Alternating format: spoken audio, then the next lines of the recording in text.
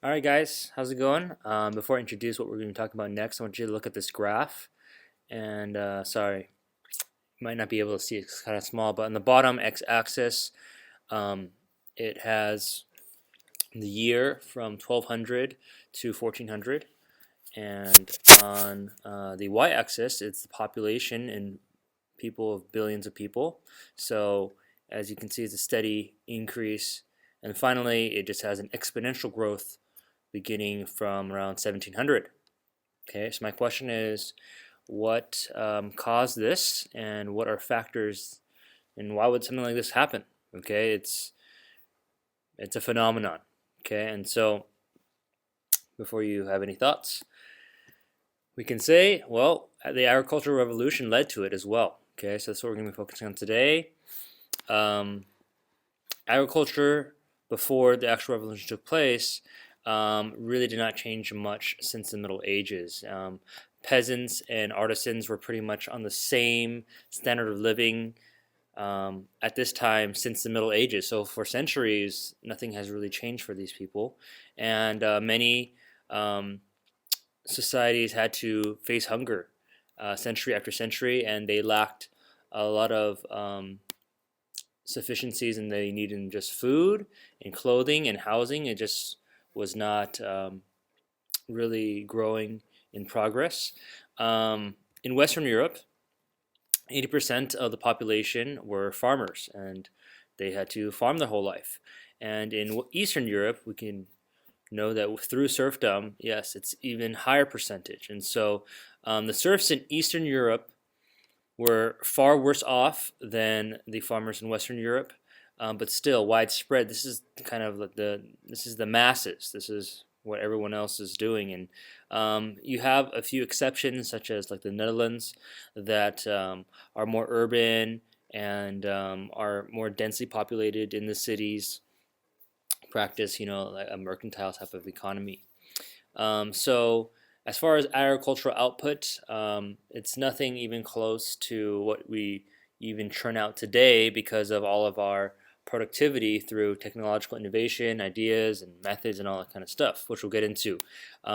Because it was natural to have harvests that would not come and they would fail. That means that once every few years, there would be a shortage of food, which means that eventually that would result in a famine, and then from that, through famines and not having enough to eat, people are malnourished. Being malnourished means that you don't have the sufficient amount of nutrients to be healthy, and therefore your immune system is going to be affected, and this is where disease are going to spread, and it's beginning to attack people's bodies, and they would actually die of a lot of diseases because they just don't have enough nourishment. Okay, not enough nutrition. As far as science is not integrated with agriculture at this point in history yet, and the main system that was used throughout the Middle Ages up to 1700 was the open field system. Okay, so here's one picture of the open field system. You have field 1, field 2, field 3. They each are either growing something, or you have a field that is left open for basically to for the nutrients to kind of replenish, and so they would call it just leaving the field fallow, and you can have your animals graze on it, but you're not planting anything because the nutrients will deplete if you continue to farm in it. Okay, so that's before.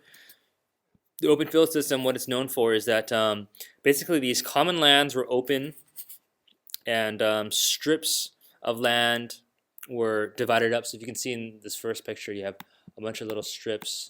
Okay, and so it's collectively owned and farmed, and you have all these bunch of little strips here too. But there was no division saying, "Oh, this is my land, this is your land."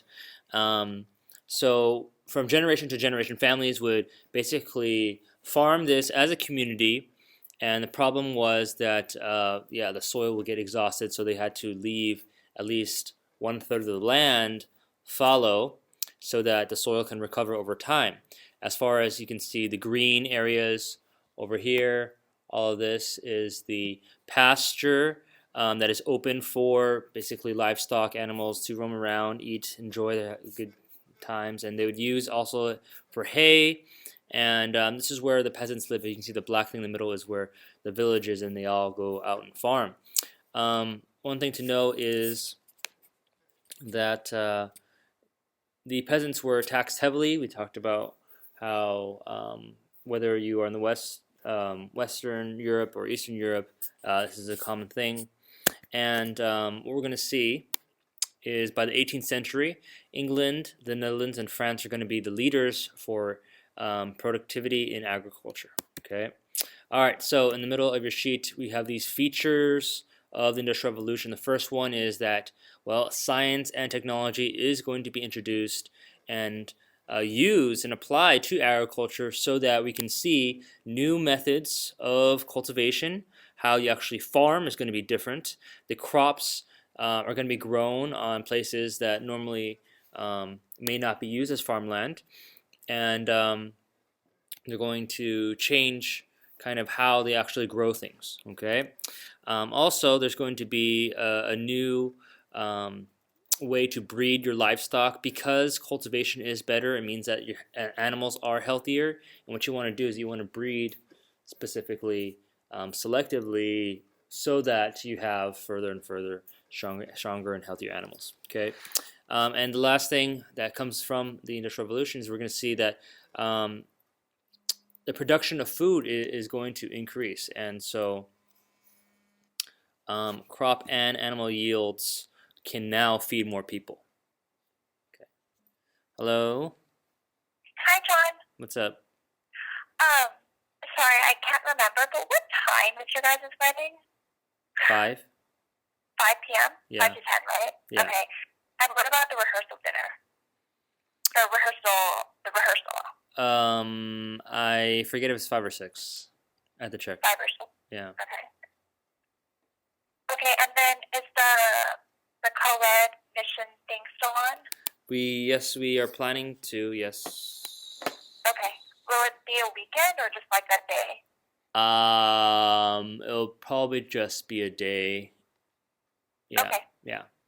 All right. Thank you. Yep. Okay. Bye. Okay. Bye. Okay. So the leaders in agriculture that's taking initiative in this way is that the Low Countries are going to lead the way, and talking about the Netherlands, talking about Denmark, and because their population is growing, that means that they need to find new methods to farm, and so they have growing cities and towns, which means that there are people and mouths to feed, and so they have to be innovative in thinking about how are they going to produce more food in a small countryside. Okay, so the towns are growing and people are growing, but they need to have more food or else they're going to die. So what do? They start thinking about it. And so one thing that the Netherlands is known for is the specialization in terms of how they split up the region. So they have certain areas for farming, certain areas for fishing and shipping, certain towns and cities for more mercantile activities, and so it's more divided up and specialized. By the mid-17th century, the Dutch are going to enclose fields for farming. They're going to rotate crops. These are all major steps that are really important in how to have more productive agriculture, and they're just going to start using manure for crops and fertilizer. Okay, the Low Country is known to be very free, open, tolerant. Right? They also have a capitalistic society and believing in entrepreneurship, laissez-faire, and so if it's open, right, you have an incentive to try to find out more ways how to be more productive, to produce more, because that means more profit for you as a farmer. Okay, one thing also is that they are implementing a drainage system, because much of Holland, the Netherlands, was considered to be marshland, which basically is covered by water, land covered by water, and so they need to drain out that land. And so the Dutch are known to be world famous in reclaiming wetlands and using it for farming. So their efficiency is paying off. And so one of a Dutchman named Cornelius Vermeulen is an engineer, and so he researched and crafted new drainage techniques. And later, it would be this system of drainage would be introduced into England. Okay, so if we move over and jump over to England, by 1870, okay, towards the end of the agricultural revolution, the crop yields that they were getting had tripled since 1700. So in about 150 years, their productivity level has tripled. And it's not necessarily just having more people and more land, but it's their methodology. Okay, so they only had about 14% more people, but their methods had changed a lot. So one dude, Charles Turnip Townsend, his nickname is Turnip because he introduced crop rotations. And so crop rotations is using certain types of crops in order to replenish the soil. So one problem they said is that the soil is losing its nutrients, and so it's not being very productive and bringing fruitful harvests. So he went to the Netherlands as an ambassador from England, and he found out that if you use nitrogen-rich crops such as turnips and clover, that will help replenish the soil faster, and you do not need to follow and leave your 1/3 land open and being misused. Okay, so turnips for eating, clover basically the 4-leaf clover. You can have your livestock just eat that land, which gives them more food to eat. Townsend also would introduce drainage into England, and a famous rotation is like this one: wheat, barley, clover, and turnips, or you include beans and peas and potatoes. But basically, these crops are rotated from field to field year after year. Okay, they just switch over to each quadrant, and because the soil is now being enriched. Okay, that means that there's more food for livestock. They're eating the clovers, and basically what they kind of dispose of their waste, they poop out, right? That becomes manure, and manure is used for fertilizer. And so it's a cycle that as the soil becomes richer, right? The crops become more healthier, and the soil becomes more healthier. You have more crops, and then you have more for your livestock to feed off of. So with the vitality of livestock to stay alive, they can now keep them throughout winter because they have enough food for the livestock. And so now people do not need to kill all their livestock before winter, but they can eat more fresh meat rather than preserving it. And so by 1740, all these new agricultural techniques are going to be very popular, used a lot, regularly, but especially by the English aristocracy. And why? Because they're landowners. Okay, and so other innovations and innovators, Jethro Tull came up with the seed drill. He's a good example of how the scientific revolution was applied to agriculture. So the seed drill, basically, as you can see in this diagram here, you can sow seeds in a straight row rather than scattering by hand. More efficient. It's more accurate, and you just push, and there the seeds drop. Okay. He also introduces that horses should be used for plowing rather than oxen because cows and ox are slower, right? So horses can be just as strong. And Robert Bakewell, he is another innovator, and he's going to introduce the science of selective breeding. And so the larger and healthier animals should breed with larger and healthy animals. Therefore, you then reproduce more of a pure, healthier type of sheep, horse, cows, chickens, all the sorts. So what does that mean? Okay, this means that the availability of meat, wool, leather, soap, candles, anything that you can use from animal products, okay, is more available. And of course, with more animals, you also have more manure again, and use it for more fertilizer. Okay, the enclosure movement, really important that we get this. So this began in 16th century England, but it was specifically for landowners that wanted to increase profits from wool production by enclosing fields for raising sheep. So basically, I don't want to call them shepherds, but landowners that had sheep on their lands, okay, wanted to enclose it off so they can focus on increasing their profits. Except this enclosure movement is different because in the 18th century, it's focused on agriculture. So what does it look like? Well, as you can see here, it's looking like these grids. Okay, so enclosure means that they're now fenced off. Okay, they're fenced off with hedges or fences.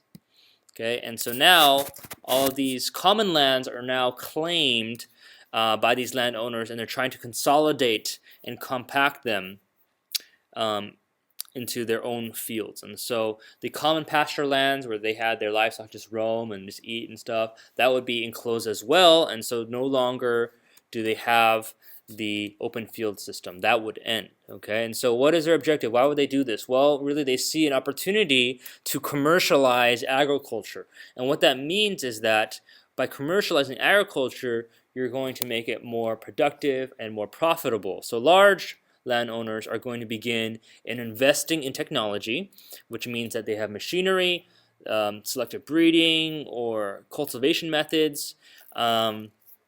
Technology and new methods are going to be invested in so that we're going to see an increase in size of large and middle-sized farms. So there's going to be more of these larger farms instead of everyone just taking a little single narrow row, right? And this is going to be backed by Parliament. So there's a political element here where Parliament is passing over 3,000 enclosure acts.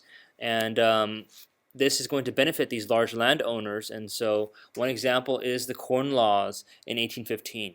Okay, so Parliament is in support of putting on high tariffs for foreign grain, and also what a result of that is that the price of English grain, so the local domestic grain, is going to go and increase, which means more profits. And then the poor is going to suffer from this because they can't afford that higher price. But this is just an example of how the wealthy are going to benefit from these laws at the expense of the poor. Okay. All right. So the impact of enclosure, as you can imagine, for the peasants, well, they're forced off the lands. They don't get those lands anymore. What does that mean? They can't farm. So they either are hired in these farms as just these laborers, and they can't farm for themselves. They just are laboring, and they get a small wage, or they have to go and move into a city or a town to find more work. So they just have to leave the countryside. And for example, by losing all these farms, they have to learn a new trade skill. And for some, they might see it as an opportunity to move on in life, but others, they feel like they're being taken advantage of. For women, the impact on women, well, women traditionally, they would part of farming. They were part of the household's economic survival. Women would help farming. They would help raise animals. They would take them out into the pasture lands and watch over the livestock. And they had a lot of contribution. But enclosure meant that women were also less needed because of the new methods and also the new technologies. The economic opportunities for women would decrease. And so some families were basically sending them away to towns, and they had to become domestic workers trying to find a job. And if they don't have a job, then they have to resolve and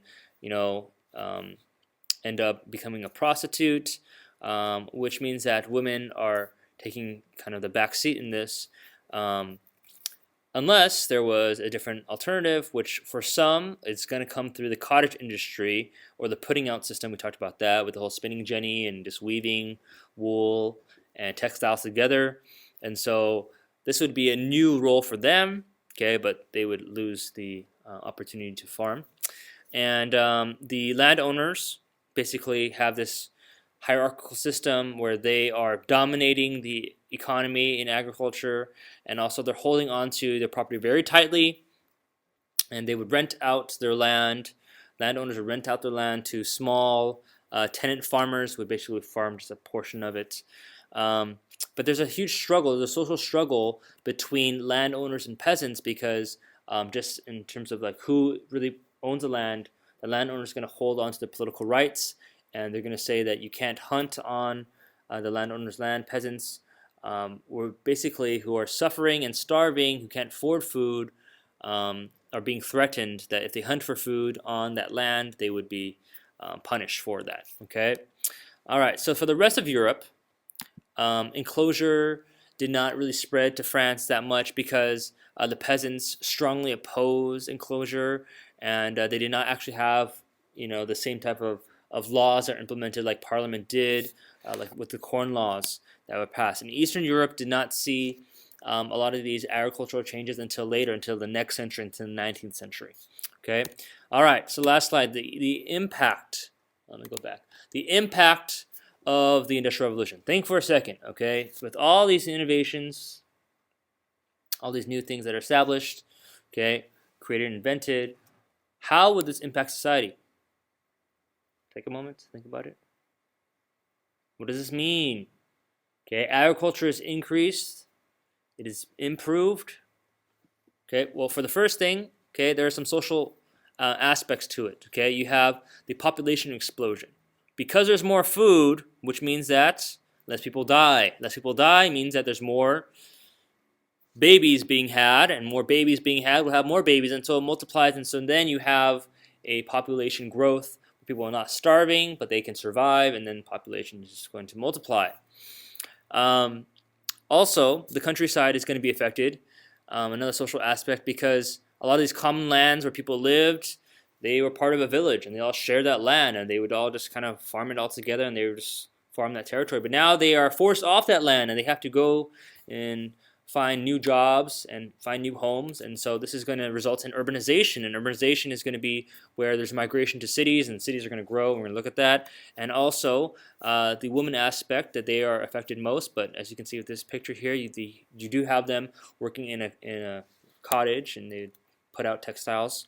The economic side, well, one, that food prices are going to decrease because there's an abundance in food. So larger surplus, that means that, larger supply, more of a surplus, means that food will drop.